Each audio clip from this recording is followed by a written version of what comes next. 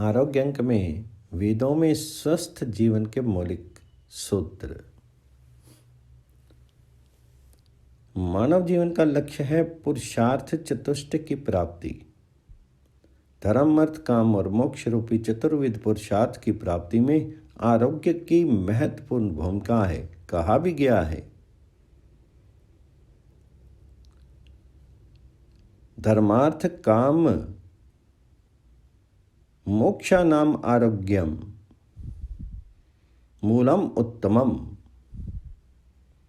महाकवि कालिदास ने शिव पार्वती संवाद में एक महत्वपूर्ण उक्ति लिखी है, क्षीरम आद्यम खलु धर्म साधनम। क्षीर ही धर्म की साधना का प्रमुख साधन है। ये तो सत्य है कि मानव शरीर पांच भौतिक होने के कारण नश्वर है, अंततः नष्ट होने वाला है। तथापि वह ऐसी शुद्र वस्तु भी नहीं है जिसकी अपेक्षा की जाए। जब कबीर ने मानव शरीर को पानी का बुदबुदा बताया तो उनका भाव यही था कि सीमित काल अवधि के लिए जन्म लेने वाले मनुष्य को उचित है कि वह यथाशीघ्र परमात्मा को पहचाने और श्रेय मार्ग का पथिक बने।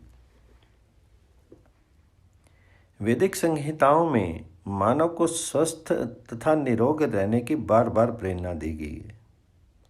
वस्तुतः वेद मानव के हित की विधाओं तथा विज्ञानों का भंडार है। भगवान मनु के अनुसार वेद पितर, देव तथा मनुष्यों के मार्गदर्शन के लिए सनातन चक्षुओं के तुल्य है, जिससे लोग अपने हित और अहित को पहचान करके कर्तव्य अकर्तव्य का निर्धारण कर सकते हैं। मानव स्वास्थ्य के लिए उपयोगी शरीर विज्ञान तथा स्वास्थ्य रक्षा का विशद निरूपण इस वाङ्मय में उपलब्ध है। वेदों की दृष्टि में ये शरीर ना तो हे है और ना तिरस्कार के योग्य। वेदों में मनुष्य के लिए दीर्घायु की कामना की गई है, जो शरीर निरोग होने से संभव है। आयुर्यज्ञेन कल्पताम प्राणो यज्ञेन कल्पताम चक्षुर्यज्ञेन कल्पता श्रोत्रम यज्ञेन कल्पताम आदि मंत्रों में मनुष्य के दीर्घायु होने और सजीन को लोकहित यज्ञ में लगाने की बात कही गई है। ये तभी संभव है जब उसके चक्षु तथा श्रोत्र आदि इंद्रियां और पंच प्राण पूर्ण स्वस्थ एवं बल युक्त रहें। वेदों में ज्ञान इंद्रियों और कर्म इंद्रियों को बलिष्ठ, स्वस्थ तथा यशस्वी बनाने के लिए कहा गया है। प्राणश्च में अपरानश्च में मंत्र में प्राण, अपान तथा व्यान आदि को स्वस्थ रखने के लिए साथ साथ वाक, मन, नेत्र तथा श्रोत्र आदि को भी बल युक्त रखने की बात कही गई है। संध्या उपासना के अंतर्गत उपस्थान मंत्र में स्पष्ट कहा गया है कि उसके नेत्र, कान तथा वाणी आदि इतने बलवान हों जिससे वह 100 वर्ष पर्यंत पदार्थों को देखता रहे, शब्दों को सुनता रहे, वचनों को बोलता रहे तथा स्वस्थ एवं सदाचार युक्त जीवन जीता रहे। केवल 100 वर्ष पर्यंत ही नहीं, उससे भी अधिक। भूयश्च शरद शतात। वैदिक उक्ति में क्षीर को पत्थर की भांति सुदृढ़ बनाने की बात कही गई है। अश्मा भवतु ते तनु। आरोग्य लाभ के विविध साधनों तथा उपायों की चर्चा भी वेदों में आई है। उषा काल में सूर्य उदय से पूर्व शैया त्याग को स्वास्थ्य के लिए अतीव उपयोगी बताया गया है। इसलिए वेदों में उषा को दिव्य ज्योति प्रदान करने वाली तथा सत्कर्मों में प्रेरित करने वाली देवी के रूप में चित्रित किया गया है। जब प्रातःकाल में संध्या के लिए बैठते हैं तो हम उपस्थान मंत्रों का उच्चारण करते हैं। उसी समय हमें पूर्व दिशा में भगवान भास्कर उदित होते दिखाई देते हैं। इस पवित्र तथा स्फूर्तिदायिनी बेला में साधक एक और तो आकाश में उदित होने वाले मार्तंड को देखता है, दूसरी ओर वह अपने हृदय आकाश में प्रकाश युक्त परमात्मा के दिव्य लोक का अनुभव कर के उठता है। अंधकार का निवारण करने वाला यह ज्योतिपुंज सूर्य प्राची दिशा में उदित हुआ है। यही देवी का देव परमात्मा रूपी सूर्य मेरे मानस क्षितिज पर प्रकट हुआ है और इससे निश्रित ज्ञान रश्मियों की ऊष्मा का मैं अपने अंतःकरण में अनुभव कर रहा हूं। यो जागार तमृचा काम्यन्ते, ऋग्वेद की इस ऋचा में स्पष्ट कहा गया है कि जो जागता है जल्दी उठ करके प्रभु का स्मरण करता है, ऋचाएं उसकी कामना पूरी करती हैं। साम आदि अन्य वेदों का ज्ञान भी उषा काल में उठ करके स्वाध्याय में प्रवृत्त होने वाले व्यक्ति के लिए ही सुलभ होता है। आलसी, प्रमादी, दीर्घ सूत्री तथा देर तक सोते रहने वाले लोग सौभाग्य और आरोग्य से वंचित रहते हैं। जल्दी उठ करके वायु सेवन के लिए भ्रमण करना चाहिए। इस संबंध में वेद का कहना है कि पर्वतों की उपत्यकाओं तथा नदियों के संगम स्थल पर प्रकृति की छटा अवर्णीय होती है। यहाँ विचरण करने वाले अपनी बुद्धियों का विकास करते हैं। शरीर को स्वस्थ और निरोग रखने के लिए शुद्ध, पुष्टिदायक, रोगनाशक अन्न तथा जल का सेवन आवश्यक है। जल के विषय में वेद कहता है, आपो इष्टा म्यो भुवस्ता न ऊर्जे धदान तन महेरनाय रक्षे। भाव यह है कि जल हमें सुख प्रदान करने वाला तथा ऊर्जा प्रदान करने वाला हो। अन्न विषयक अनेक मंत्र वेदों में आए हैं, जिन पुष्टिकारक व्रीहि को धूम, मूत्र तथा अन्नों का हम सेवन करें, उनकी गणना इस प्रकार मंत्र में की गई है। व्रीह्यश्च मे यवचस्य मे माशाश्च मे तिलाश्च मे मुद्गाश्च मे खल्वाश्च मे गोधूमाश्च मे मसूराश्च मे यज्ञेन कल्पन्ताम। भोजन में गोदुग्ध का सेवन अत्यंत आवश्यक है। वेदों में गो महिमा के अनेक मंत्र आए हैं। गाय की महत्ता का वर्णन करते हुए उसे रुद्र संज्ञक ब्रह्मचारियों की माता, वसुओं की दुहिता तथा आदित्य संज्ञक तेजस्वी पुरुषों की बहन कहा गया है। माता रुद्राराम दुहिता। अथर्ववेद के मंत्र में गायों को संबोधित करके कहा गया है कि आप कृष तथा दुर्बल व्यक्ति को पुष्ट और स्वस्थ बना देती हैं। उसके शरीर की सौंदर्य वृद्धि का कारण आपका दुग्ध है। यूयम गावा आदि अथर्व मंत्र इसके प्रमाण हैं। अन्न के विषय में वेद में कतिपय आवश्यक निर्देश मिलते हैं। प्रथम तो ये कहा गया है कि अन्नपति परमात्मा ही हैं। वे ही हमें रोग रहित तथा बलवर्धक अन्न प्रदान करते हैं।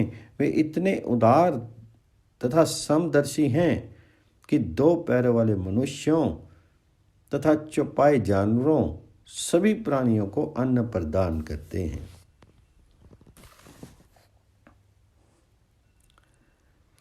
भोजन के विषय में एक अन्य मंत्र इस प्रकार है, जिसका भाव है, अकेला खाने वाला, अन्य को भोजन आदि से वंचित रखने वाला वास्तव में पाप ही खाता है। ऐसा स्वार्थी व्यक्ति न तो स्वयं को ही पोषित करता है और न अपने मित्रों को। भगवान श्री कृष्ण ने वेद की इस उक्ति को इस प्रकार से बताया, जो पापी अपने लिए ही पकाते हैं वे वस्तुतः पाप ही खाते हैं। आहार और अन्न की शुद्धता के अनेक निर्देश वेद आश्रित उपनिषदों आदि ग्रंथों में भी मिलते हैं। वहां भी कहा गया है, आहार शुद्धो सत्य शुद्धि, सत्य शुद्धो ध्रुवा समृद्धि। अर्थात सात्विक आहार ग्रहण करने से मन की शुद्धि होती है और मन के शुद्ध होने पर विचलित समृद्धि प्राप्त होती है। उपनिषदों में भी अन्न की निंदा न करने का उपदेश दिया गया है। अन्नम न निंदात तद्व्रतम। भोजन आदि की भांति शांत और स्थिर निद्रा भी आरोग्य के लिए आवश्यक है। ऋग्वेदीय रात्रि सूक्त में इसका सुंदर विवेचन हुआ है। रात्रि में उचित समय पर सोना स्वास्थ्य के लिए जरूरी है। वेद में रात्रि को ध्युलोक की पुत्री कहा गया है। ये रात्रि अवस्था उषा काल में बदल करके अंधकार का विनाश करती है। ज्योत्सा बहाती तमा ऋग्वेद में वर्णित है। मनुष्य का निरोग और स्वस्थ रहना केवल शरीर रक्षण से ही संभव नहीं है। इसी अभिप्राय से उपनिषद पंचकोशों का उल्लेख करते हैं, जिसमें अन्न में कोश, प्राण में कोश तथा मनो में कोश के बाद ही विज्ञान में कोश और आनंद में कोश की चर्चा हुई है। स्वस्थ प्राण शक्ति आरोग्य का प्रमुख कारण बनती है। वेदों ने तो प्राणों को परमात्मा का ही वाचक माना है। प्राणाय नमो यस्य सर्वम इदम वसे अथर्ववेद में वर्णित है। इसी अभिप्राय को भगवान बादरायण ने अपने सूत्र अतः प्राणा में कहा है।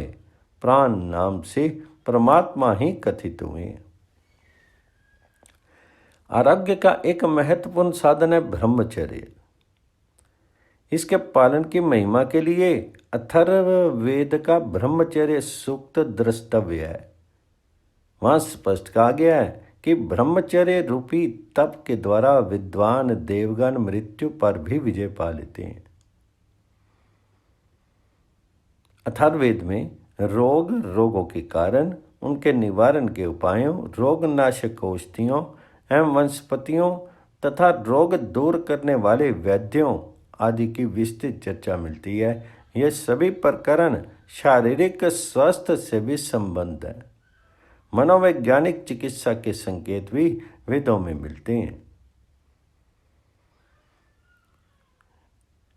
यज्ञ अग्रतो दूरम पेति देवा आदि मंत्र मन की दिव्य शक्तियों का उल्लेख करके उसे शिव संकल्प वाला बनाने की बात करते हैं। स्पर्श पूर्वक रोग निवारण के संकेत भी अथर्ववेद के अयम में हस्तो भगवान्यम में भग अवतरा आदि मंत्रों में मिलते हैं, जिसमें सहानुभूति प्रवण वैद्य का कोमल स्पर्श रोगी के लिए औषधि का काम करता है। आरोग्य अंक में स्वस्थ रहने की आदर्श जीवनचर्या। महर्षि चरक के आयुर्वेदीय जीवन सिद्धांत में आयु के साथ हित एवं अहित तथा सुख एवं दुख, इन दो स्थितियों को देखा गया है। इनमें हित एवं सुख आयु का पर्याय स्वस्थ जीवन होता है तथा अहित एवं दुख आयु का पर्याय रोगग्रस्त जीवन होता है। इसी अन्वेषण पर मानव जीवन के अध्ययन के चिकित्सा परक आयुर्वेद विज्ञापन में चिकित्सा के दो उद्देश्य स्पष्ट किए गए हैं। पहला है स्वस्थ स्वास्थ्य की ऊर्जा वृद्धि करके दीर्घ जीवन। दूसरा है रोगी के रोग का शमन करके प्रकृति स्थापन द्वारा दीर्घ जीवन। इसलिए चरक के चिकित्सा स्थान 1/3 में महर्षि अग्निवेश ने चिकित्सा के पर्यायों में पथ्य तथा साधन, इन दो शब्दों का प्रयोग किया है। इनमें से पथ्य आहार और विहार दोनों की पूर्ति के लिए प्रयुक्त किया गया है तथा साधन द्वारा उन उपायों का उल्लेख किया गया है जिनसे हमारे शरीर के घटक साम्य अवस्था में बने रहे और हम स्वस्थ रहें। काल, अर्थ और कर्म व्याधियों के सर्वव्यापक कारण माने जाते हैं और इनसे बचने के लिए ही आयुर्वेदज्ञों ने स्वस्थ वृत्त के विधान का उद्देश्य किया है। स्वास्थ्य के अनुवर्तन हेतु तथा विकारों की उत्पत्ति का प्रतिबंधन करने के लिए नित्य प्रयोजनीय विषय निम्न प्रकार से इस प्रकार से चरक संहिताकार ने सूत्र स्थान 5 में वर्णित किए हैं। पहला है आहार, दूसरा है विहार अर्थात शारीरिक चर्या, तीसरा है सद्वृत्त अर्थात मानस चर्चा। पहला है आहार। आहार के मानव देह का पोषक और धारक माना गया है, इसलिए चरक सूत्र में आचार्य ने आहार के देवधारकत्व और पोषक तत्व के विषय में लिखा है कि विधिवत सेवित आहार शरीर का उपचय कर बल, वर्ण तथा सप्त धातुओं को ऊर्जा प्रदान करके सुख, आयुष्य और रोग प्रतिबंधन का फल प्रदान करता है। इसलिए चरक सूत्र स्थान में कहा गया है प्राणाभृता मन्नम लोको अधिधावति वरण प्रसादा स्वस्वर्यम जीवितम प्रतिभा सुखम तुष्टि पुष्टिर्बलम मेधा सर्वन्ने प्रतिष्ठितम। आहार का विधिपूर्वक सेवन करने के लिए आचार्य ने उपदेश किए हैं। उनमें सर्वप्रथम आहार मात्रा का नियमन है। मात्रा को वैज्ञानिक कसौटी पर कसने के लिए सातम्य और असातम्य को 2 प्रकार के आहार प्रभाव को ध्यान में रख करके व्यवहारिक पद्धति का निर्देश किया गया है। असात्म्य आहार आयुर्वेदिक सिद्धांत के अनुसार प्रकृति विरुद्ध होकर के वात, पित्त, कफ इन दोषों और रस, रक्त आदि धातुओं तथा स्वेद, मूत्र आदि मलों एवं उपधातुओं, त्योदश अग्नियों तथा स्तोत्रम विशेष को दूषित करते हैं। इसी को दोष वैषम्य या धातु वैषम्य के नाम से रोग संप्राप्ति का प्रथम सोपान माना जाता है। इसलिए महर्षि चरक ने क्षीरोपयोगी आहार नियमन और संतुलित लाभ प्राप्त करने के लिए 8 प्रकार की आहार विधि विशेषायतम निर्धारित किए हैं। पहला है प्रकृति, दूसरा है करण, तीसरा है संयोग, चौथा है राशि, 5वां है देश, 6वां है काल, 7वां है उपयोग संस्था तथा 8वां है उपयोक्ता। पहला है आहार का परीक्षण सर्वप्रथम प्रकृति परीक्षण से प्रारंभ करना चाहिए।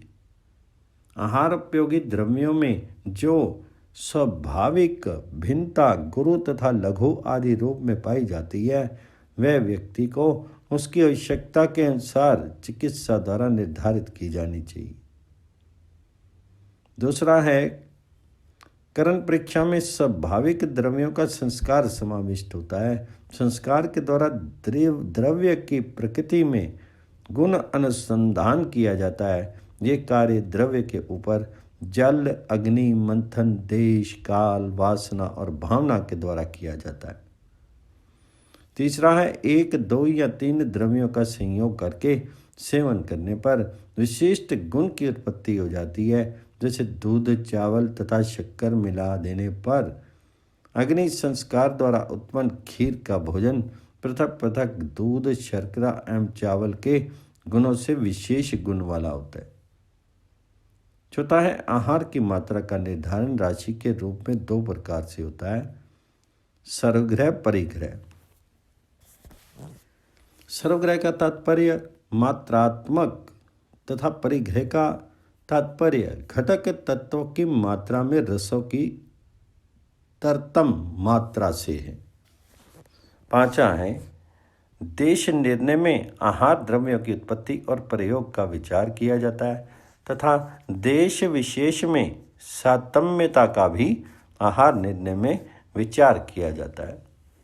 छठा है, काल से आहार का संबंध दो प्रकार से है।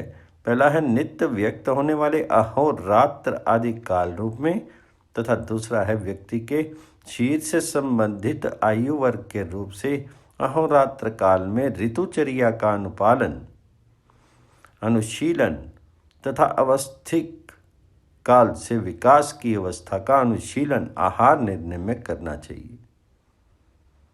सातवां है, इस क्रम में आहार प्रयोग में नियम पूर्वक आहार की मात्रा जीर्ण होने पर अपर आहार का सेवन विचार के योग्य होता है।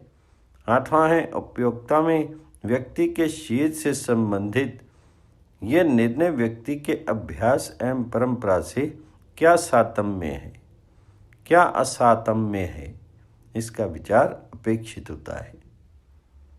आहार निर्णय के उक्त बिंदुओं के अतिरिक्त आहार को गुणवत्ता और पोषकता को बढ़ाने के लिए शरीर की दोष धातु एवं मल की रचनाओं को प्राकृत बनाने के लिए विभिन्न प्रकार के अभ्यास और व्यवहारिक नियम भी चरक संहिता में निर्देशित किए गए हैं। जैसे पहला है, उष्ण भोजन स्वादिष्ट बनता है और भोजन करने पर अग्नि की दीप्ति होती है जिससे भोजन शीघ्र परिपाक को प्राप्त होता है। कोष्ठस्थ वायु का अनुलेपन होता है तथा कोष्ठस्थ श्लेष्मा का ह्रास होकर आहार गुणवान हो जाता है। दूसरा है, स्निग्ध भोजन से स्वाद की वृद्धि, भोजन करने पर अदीप्त अग्नि की दीप्ति, शीघ्र परिपाक, कोष्ठस्थ वात अनुलोमन, शीर का उपचय, इंद्रियों का पोषण, बल की वृद्धि तथा वरण प्रसाद उत्पत्ति का लाभ होता है। तीसरा है, मात्रावत आहार सेवन करने से कुक्षी में स्थित वात पित्त कफ दोषों का वैषम्य नहीं होता। परिपाक यथा समय होकर के सुखपूर्वक मल विसर्जन होता है, अग्नि का संरक्षण होता है तथा बिना किसी कष्ट के परिपाक हो जाता है। चौथा है, पूर्व आहार जीर्ण होने पर सम्यक रूप से पच जाने पर ही अपर आहार का सेवन करना चाहिए। अजीर्ण आहार के ऊपर भोजन करने से आम दोष की उत्पत्ति होकर के सर्वदोष प्रकोप होने की संभावना होती है। पांचवा है, आहार का संयोग परस्पर विरुद्ध वीर्य तत्वों द्रव्यों के रूप में नहीं होना चाहिए, अन्यथा विरुद्ध वीर्यजन्य विकृतियां संभावित होती हैं, जैसे कुष्ठ, अंधत्व, विसर्प आदि। छठा है, आहार के लिए समुचित एवं निर्धारित स्थान का ही व्यवहार होना चाहिए, जहाँ चाहे वहाँ भोजन करना ठीक नहीं। इस नियम से स्थान की अशुद्धियाँ दूर होती हैं तथा वातावरण संबंधी दूषित मानसिक भावों की मुक्ति हो जाने से शुद्ध मन से आहार की गुण वृद्धि होती है। आहार के उपयोग के समय प्रयोग होने वाले पात्र आदि उपकरणों का पूर्ण रूप से आहार की सुरक्षा तथा संरक्षण पर प्रभाव पड़ता है, अतः इन सभी का इष्ट और स्वच्छ होना आवश्यक है। सातवां है, शीघ्रता में भोजन करने से भोजन का सम्यक चर्वण न होने के कारण क्लेदन और उसका संगात भेदन भी नहीं हो पाता। इसके साथ साथ कभी कभी शीघ्रता से भोजन करने से भोजन अन्न नलिका के स्थान पर के श्वास नलिका में भी प्रवेश कर जाता है, अतः भोजन अति द्रुत गति से नहीं करना चाहिए। आठवां है, अति विलंबित गति से भोजन करने पर तृप्ति नहीं होती, भोजन अति मात्रा में सेवित हो जाता है, आहार ठंडा हो जाता है, फलतः उसका परिपाक भी विकृत हो जाता है। नौवां है, भोजन करते समय आहार श्वास नलिका में प्रवेश कर सकता है, अतः ऐसी अवस्था में बातें नहीं करनी चाहिए। आहार सेवन के समय हंसने पर भी उपयुक्त दोष होता है। साथ ही भोजन करने में मन लगा करके भोजन करना चाहिए। 10वां है, व्यक्ति को आहार ग्रहण करते समय सेवित आहार के विषय में सातम्यता और असातम्यता का ध्यान रख करके अपने शरीर और आयु का हित विवेचन चिंतन करते हुए आहार का विधिपूर्वक सेवन करना चाहिए। स्वास्थ्य के लिए उक्त आहार हितकारी तथा विकारों का प्रतिबंधन करने वाली प्रणाली का परिपालन करने से न केवल शरीर स्वस्थ रहता है अपितु शरीर के मूल घटक वात पित्त कफ दोष साम्य अवस्था में रहते हैं। विहार, जहाँ तक शरीर को स्वस्थ और व्याधि प्रतिबंधित रखने के लिए बाह्य जीवन उपयोगी कर्म समुदाय का संबंध है, वे सब आयुर्वेद में योग आरूढ़ संज्ञा के आधार पर विहार के नाम से जाना जाता है। इनमें दिनचर्या, ऋतुचर्या तथा सद्वृत्त पालन आदि के नियमों का समावेश होता है। दिनचर्या, शैया त्याग के बाद व्यक्ति को स्वयं एक क्षण विचार करके देखना चाहिए कि मेरी शारीरिक स्थिति नित्य जैसी है या कुछ विचार करने योग्य है। यदि किसी भी प्रकार की प्रतिकूल वेदना हो तो उसका यथाशक्य समाधान वैयक्तिक स्तर पर अथवा अपने पारिवारिक चिकित्सक के परामर्श से अवश्य कर लेना चाहिए। ऐसा करने से व्याधि संबंधित आपात स्थितियों को समाधान योग्य बनाया जा सकता है। यदि उपेक्षा की जाए तो छोटी से छोटी व्याधि भी महान कष्टदायी हो सकती है। मल त्याग, प्रातः शैया त्याग के उपरांत मल विसर्जन करके मुख प्रक्षालन करना चाहिए।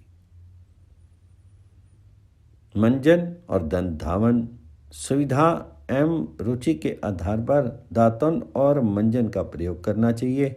इससे दांतों के चिपके हुए मल और तथा जीवाणु दूर होते हैं। दातुन के लिए तिक्त रस के रूप में नीम की, कषाय रस के रूप में बबुल की तथा मधुर रस के रूप में महुए की दातुन श्रेष्ठ और जीवाणुनाशक एवं शीर रचनाओं का पोषण करने वाली मानी गई है। मंजन अनेक प्रकार के अपनी परंपरा और सुविधा के अनुसार प्रयोग किए जा सकते हैं। जिह्वा शोधन, मुख शुद्धि और दंत शुद्धि के बाद स्वर्ण, रजत या ताम्र अथवा लोहे से निर्मित जीभी से जिह्वा पर संचित मल को दूर करना चाहिए। अंजन, नेत्रों की सुरक्षा और दृष्टि का प्रसाधन करने के लिए नित्य अंजन का प्रयोग करना चाहिए। 5 या 8 दिन के अंतर से रस अंजन का प्रयोग करना चाहिए। अंजन के प्रयोग से दृष्टि दर्पण की तरह स्वच्छ और तेजोमय हो जाती है। श्लेष्मा से होने वाली व्याधियाँ प्रतिबंधित होती हैं तथा दृष्टि निरंतर निर्मल बनी रहती है। कतिपय आधुनिक नेत्र चिकित्सक ये भ्रांति पैदा करते हैं कि अंजन करने से नेत्र और दृष्टि की हानि होती है। ये विचार स्वयं में भ्रामक तो है ही, साथ ही बिना प्रयोग किए और फल दिखे अज्ञानता का परिचायक भी है। धूम्रवर्ती सेवन, शरीर के सबसे उपयोगी श्वास वह स्थान के मूल नासारंध्रों को शुद्ध रखने के लिए आयुर्वेदिक धूम्र सेवन भारतीय चिकित्सा विज्ञान के अतिश्रेष्ठ एक मौलिक विधि है। धूल, धूम, धूप, आधुनिक ठंडे पेय, चॉकलेट, फास्ट फूड, आइसक्रीम तथा फ्रिज आदि में रखे गए आहार के अत्यधिक प्रयोग से सबसे ज़्यादा नशा तथा उससे संबंधित अवयवों को हानि पहुंचाती है। ये हानि प्रतिशय, पीनस, नासाज, शीर्षूल, तुंडीकरी और सरभेद के रूप में उमड़ती है। इससे बचने के लिए धूम्रवर्ती का सेवन अत्यंत लाभकारी उपाय है। नस्य, स्वास्थ्य हित नस्य पंचकर्म के अंतर्गत परिगणित नस्य कर्म से पृथक है। इसका प्रयोग वर्षा, शरद और हेमंत ऋतु में स्वच्छ आकाश वाले दिनों में करना चाहिए। इसके लिए आयुर्वेद की अनुतेल विधि का प्रयोग करना चाहिए। इस नस्य से चक्षु, नासा, कर्ण तथा इंद्रियों के रोगों से प्रतिरक्षा होती है और बालों का पालित्य अस्वय में सफेद होना भी नहीं होता। आगे है मुख शुद्धि। मुख में सुगंध और रस ज्ञान की उत्तमता बनाए रखने के लिए जायफल, सुपारी, लवंग, ककोल, छोटी इलायची तथा शुद्ध कपूर युक्त पान का सेवन भोजनांत में करना चाहिए। इसके प्रयोग से मुख की दुर्गंध दूर होती है तथा सामान्य मुख रोगों का प्रतिबंधन होता है। आगे है तेल गंडूश। तिल तेल को जल की तरह मुख में भर करके कुछ समय तक उसका कुल्ला करने के रूप में परिचलन करते हुए थोक देना चाहिए। इस प्रकार प्रयोग रोग विशेष में औषधि सिद्ध तेलों से भी किया जाता है। स्नेह गंडूश धारण करने से हनु सिद्ध संधि को बल मिलता है, मुख की पुष्टि होती है, सर उत्तम होता है, रस ज्ञान श्रेष्ठ होता है, आहार में रुचि उत्पन्न होती है, कंठ शोष, होठों का फटना, दंत क्षय, दांतों का हिलना आदि तेल गंडूश के प्रयोग से प्रतिबंधित होते हैं। आगे है शिरोअभ्यंग। नित्य प्रति सिर में तेल अथवा नारियल का तेल, सिर में तिल तथा नारियल का तेल या औषधि सिद्ध तेल का अभ्यंग करना चाहिए। अभ्यंग के लिए तेल की इतनी मात्रा होनी चाहिए जिससे बाल पूरी तरह स्नेह सख्त हो जाएं। ये परंपरा दक्षिण भारत केरल में आज ही प्रचलित है। शिरोभ्यंग से शिर शूल तथा पालित्य को रोका जा सकता है। चक्षु एवं कर्ण इंद्रियों के रोगों का प्रतिबंधन होता है। मुख की त्वचा कोमल तथा मधुर निद्रा की प्राप्ति होती है। आगे है कर्ण तर्पण। प्रतिदिन एक एक बूंद तिल का तेल अथवा औषधि युक्त तेल कानों में डालना चाहिए। इससे वातजन्य कर्ण व्याधियाँ, मन्यस्तंभ, हनुग्रह तथा बाधिर्य का प्रतिबंधन होता है। आगे है शीर अभ्यंग। नित्य प्रति स्नान से पूर्व संपूर्ण शीर के ऊपर तिल का तेल अथवा औषधि युक्त तेल का अभ्यंग करना चाहिए। इससे शीर इस प्रकार मुलायम और स्निग्ध हो जाता है जैसे स्नेह के द्वारा मिट्टी का घड़ा और चरम चिकना हो जाता है। अभ्यंग से दृढ़ता और परिश्रम करने की शक्ति प्राप्त होती है। त्वचा में स्थित वात नाड़ियों को श्रेष्ठ प्रकार का पोषण मिलता है। इससे विविध प्रकार के त्वचा संबंधी रोगों का शमन होता है। उष्ण एवं शीत को सहन करने की क्षमता श्रेष्ठ हो जाती है। पाद अभ्यंग। दोनों पैरों के तलवों में नित्य तिल का तेल अथवा औषधि युक्त तेल का अभ्यंग करने से वायु का शमन होता है, दृष्टि सुख प्राप्त होता है, पैरों में स्वच्छता, खरता, स्तब्धता और श्रम का शमन होता है, पैर स्थिर एवं बलवान होते हैं, घृद्रसी तथा पाद स्फुटन, खल्ली शूल आदि का पूरी तरह प्रतिबंधन होता है। आगे है स्नान। अभ्यंग कर्म करने के बाद शारीरिक शुद्धि के लिए तथा ऋतु एवं तम्यता के अनुसार उष्ण या शीत जल से स्नान करना चाहिए।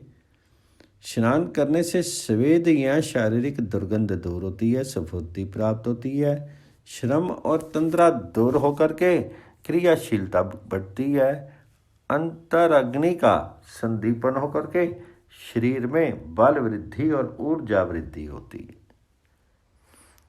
शुद्ध वस्त्र धारण। निर्मल वस्त्र धारण करने से शरीर में आकर्षण, आयु तथा शरीर की वृद्धि होती है, दरिद्रता का नाश होता है। आगे है सुगंध माला धारण। सुगंधित पुष्पमाला धारण करने से वृष्य तथा आयु की वृद्धि होती है। आगे है आभूषण धारण। मांगलिक तथा हर्ष प्रदान करने वाले व्यक्तित्व में प्रकाश करने वाले और अनेकों प्रकार के लाभ प्राप्त कराने वाले रत्न आभूषण धारण भारतीय परंपरा में अंगभूत हैं। इनको धारण करने से शारीरिक तथा मानसिक संतुष्टि प्राप्त होती है। मल मार्ग एवं पाद शुद्धि। नित्य प्रति आवश्यकता, अनिवार्यता और अभ्यास के साथ पैरों तथा मल मार्गों को जल अथवा मृतिका सहित जल से शुद्ध करने से मल दूर होते हैं, पवित्रता आती है तथा अलक्ष्मी और कली दोष का निवारण होता है। आगे है केश श्मश्रु नख कर्तन। पक्ष में 3 बार केश, श्मश्रु तथा नखों का कर्तन और प्रसाधन मल दूर करने के लिए करना चाहिए। इससे पुष्टि तथा अविकार भाव एवं व्यक्तित्व में चमत्कार पैदा होता है।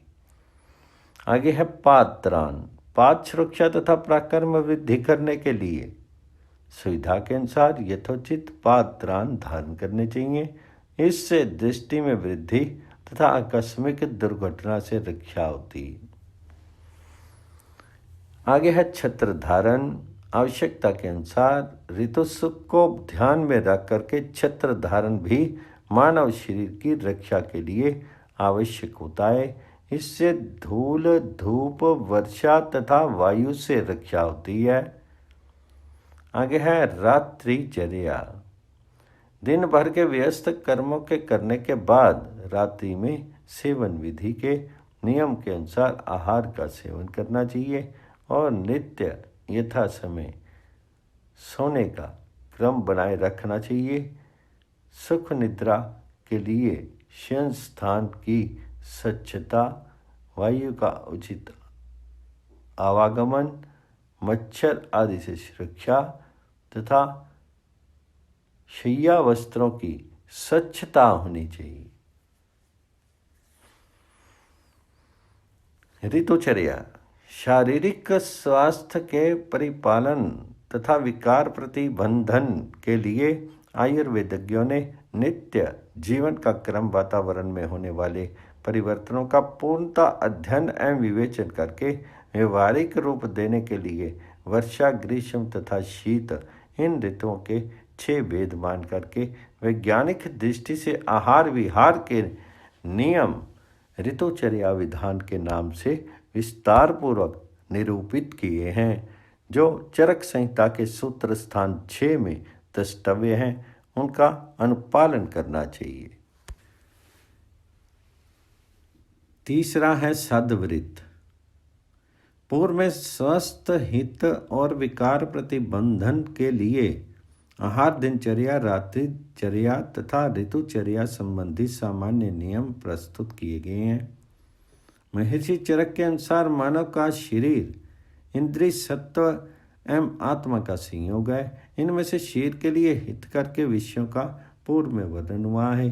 शेष मानस क्षेत्र इंद्रिय मन के हितकर व्यवहार का विवरण सद्वृत्त के अनुसार प्रस्तुत किया जा रहा है। सद्वृत्त का आचरण करने पर एक साथ 2 लाभ प्राप्त होते हैं, आरोग्य और इंद्रिय विजय।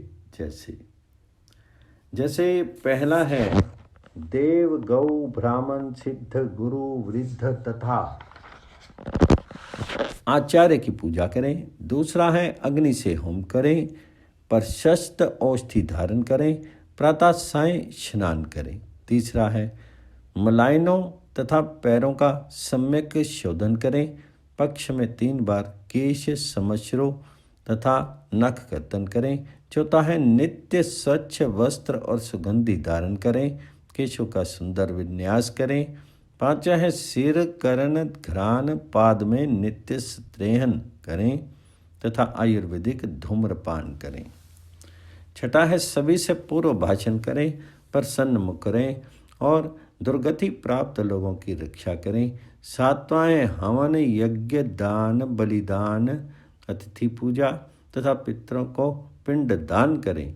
समय पर हित मित और मधुर वाणी का प्रयोग करें।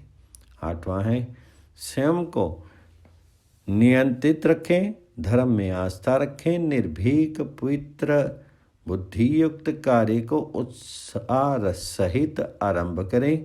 कार्य में कुशलता, अपराध के प्रति क्षमा, नियम पूर्वक गुरुजनों की उपासना करें और छत्र दंड उपाने आदि धारण करें।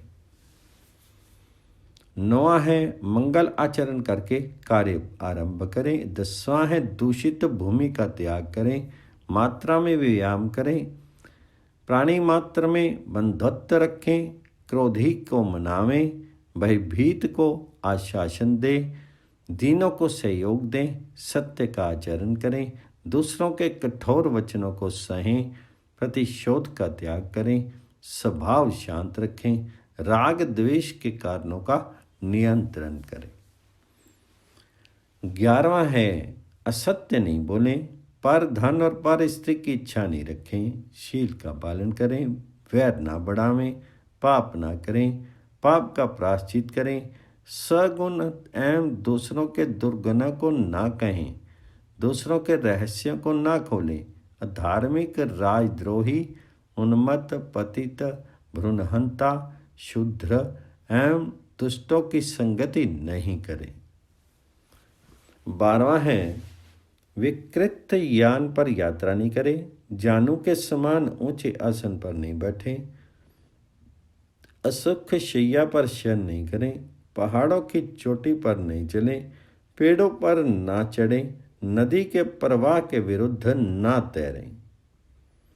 13वां है अग्नि से क्रीड़ा नहीं करें, छाया पर पद आघात ना करें, ऊंचे शब्दों में ना हंसें, शब्द वाले अपान वायु का त्याग नहीं करें, खुले मुख जम्भाई छींक और हास्य का प्रयोग नहीं करें, नाक में उंगली नहीं डालें, दांतों को ना घिसें, नखों को ना चबावें, अस्थियों में अभिघात नहीं करें, पृथ्वी पर नहीं लिखें, मिट्टी के ढेले को नहीं फोड़ें, अंगों में विकृत चेष्टा नहीं करें, देर रात्रि में मंदिर आदि स्थानों पर ना जाएं, शून्य ग्रह में अकेले प्रवेश नहीं करें, अकेले जंगल में नहीं जाएं, पाप कर्म में लिप्त स्त्री मित्र और सेवकों का विश्वास नहीं करें, श्रेष्ठ पुरुषों का विरोध नहीं करें, नीचों को संगति में नहीं जाएं, कुटिल व्यक्ति से दूर रहें, अनार्य की संगति में ना रहें, किसी को भयभीत नहीं करें। 14वां है साहस अतिबल प्रजागरण अतिस्नान अतिपान अति अशन अत्यशन ना करें। 15वां उधार जानू देर तक नहीं बैठें, सर्पों का स्पर्श नहीं करें, सींग वाले जानवरों से दूर रहें, पूर्वी वायु आतप तथा ओस का त्याग करें, समूह में कलह नहीं करें, नियत चर्या के और आचार्य के बिना यज्ञ आरंभ नहीं करें, श्रम की अवस्था में अग्नि सेवन नहीं करें, अग्नि के समीप संयत भाषण करें, कटी वस्त्र पहन करके ही यज्ञ करें, केशों के अग्रभाग को ना खींचें, यात्रा से पूर्व रत्न घृत पूज्य और मांगलिक वस्तुओं का स्पर्श शीर के दक्षिण भाग से करें। 16 है भोजन करने के पूर्व शुद्ध वस्त्र और रत्न धारण करें, इष्ट देवता का जप करें, अग्नि में हवन, देवताओं को समर्पण, पितरों को तर्पण और गुरु अतिथि तथा उप आश्रितों को यथाशक्य आहार लाभ दें। सुगंधित स्नान तथा माला धारण करें, प्रक्षालित हस्तपाद बदन तथा उत्तर अभिमुख होकर के एवं अशिष्ट अपवित्र ब्रुभूषित सेवकों से परिवर्जित और पवित्र पात्र में सुसज्जित इष्ट देश, इष्ट काल तथा इष्ट भूमि पर जल सिंचन के बाद अभिमंत्रित कर आहार ग्रहण करें। आहार की निंदा न करते हुए प्रसन्न मन से भोजन ग्रहण करें। 17वां है बासी भोजन नहीं करें तथा मांस तथा मसाले से बना भोजन नहीं करें। रात्रि में दही का सेवन नहीं करें। सत्तू का सेवन ना अकेले करें, ना घन रूप में और ना रात्रि में करें। आधारणीय वेगों के समय कोई कार्य नहीं करें। अग्नि, जल, सूर्य, चंद्र तथा पूज्य लोगों के सम्मुख थूक, छींक, पुरीश तथा मूत्र का उत्सर्जन नहीं करें। धार्मिक एवं मांगलिक कार्यों के समय थूकना एवं नाक छिनकना वर्जित है। 18वां है स्त्रियों पर अति विश्वास नहीं करें, उनकी निंदा नहीं करें, उन्हें गुप्त रहस्य नहीं बताएं, उन्हें बलपूर्वक अपने अधिकार में ना रखें। 19वां है सज्जन और गुरुओं से विवाद नहीं करें। धार्मिक आचरण से पूजा ना करें। समय का सरदा विचार करें। रात्रि में वर्जित स्थानों पर गमन नहीं करें। संध्या काल में आहार, अध्ययन, स्त्री सेवन एवं निद्रा का निषेध करें। बाल, वृद्ध, लोभी, मूर्ख, रोगी और नपुंसक लोगों से मैत्री नहीं करें। मध्य, जुआ और वैश्यगमन का परित्याग करें। गुप्त बात सभी को नहीं बताएं। किसी का अपमान नहीं करें, पर निंदा नहीं करें, अहंकार नहीं करें। 20वां है अधीर नहीं हो, सज्जनों से विश्वासघात नहीं करें। सेवक को सेवा का प्रतिफल दें। अकेले सुख नहीं भोगें। दुखदायी आचार्य और उपचारों का अभ्यास नहीं करें। हर किसी पर विश्वास नहीं करें। हर एक पर शंका नहीं करें। श्रद्धा विचार ही ना करते रहें। 21वां है कार्य के उचित समय को ना त्यागें। बिना परीक्षा के अपना मत व्यक्त नहीं करें। विलंब से कार्य करने का त्याग करें। शोक में नहीं डूबें। कार्य पूर्ण रूप पर अति हर्ष और कार्य असफल होने पर अति शोक नहीं करें। 22वां है ब्रह्मचर्य का पालन करें तथा ज्ञान, दान, मैत्री करना, हर्ष, उपेक्षा और शांति का युक्तिपूर्वक व्यवहार करें। वर्तमान युग में काल, अर्थ और कर्म के हीन, मिथ्या और अति योगों में जीवन यापन करने की व्यवस्था हमारे सामने विकराल रूप से उपस्थित है। इसी के परिणाम स्वरूप ज्ञान और विज्ञान की नई एवं पुरानी चिकित्सा प्रणालियों के अहिर्निश कार्य करने पर भी असाध्य व्याधियाँ तथा रोग प्रतिबंधन का लक्ष्य पूर्ण नहीं हो पा रहा है। आयुर्वेद के स्वस्थ, हित और व्याधि प्रतिबंधक नियमों का हाथ दृष्टि से विश्लेषण किया जाए तो ये ज्ञात होता है कि प्रकृति के अनुरूप जीवन क्रम स्वस्थ जीवन के परिपालन का मूल आधार है। प्रकृति के बाह्य स्वरूप से हमारा वातावरण और आहार उपलब्ध होता है तथा अभ्यंतर स्वरूप से शारीरिक भावों की साम्यता और इंद्रियों की प्रसन्नता प्राप्त होती है। और यही आयुर्वेद में प्रकृति सुख साम्य अवस्था आरोग्य कहा गया है। अतः चरकोक्त वैयक्तिक स्वस्थ वृत्त का तथा विकार प्रतिबंधन के लिए जीवन यापन की सरल विधि का अनुपालन किया जाए तो निश्चय ही मनुष्य को स्वस्थ जीवन, धीर जीवन तथा विकारों का प्रतिबंधन और सच्चा आरोग्य प्राप्त हो सकता है।